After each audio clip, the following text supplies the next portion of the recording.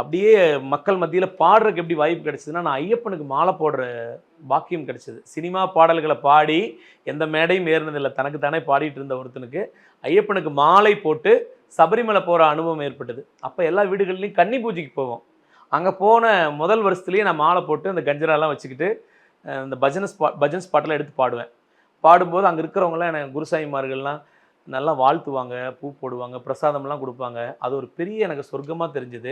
Cinema பாட்டெல்லாம் பாட நல்லா வருதுன்றதுனாலே ஐயப்பன் பாட்டு நம்ம பாடணும். பாடணும். ஆமா, ஆமா. மாலை போட்டு அப்படிதான் அப்படிதான் என்னுடைய ஆரம்பிச்சது. எல்லா வீடுகள் பஜனைக்கும் போவேன். 60 நாள்ல தூக்கமே இருக்காது. வீட்டுக்கே வந்து கூட்டிகிட்டு போயிடுவாங்க. குறிப்பிட்ட வருஷம் கழிச்சு சாமிமார்கள்லாம் கூட்டிகிட்டு போயிடுவாங்க. ஒரு 10 வருஷம் சபரிமலைக்கு பிரயாணம் பண்ணிகிட்டே இருக்கிறேன்.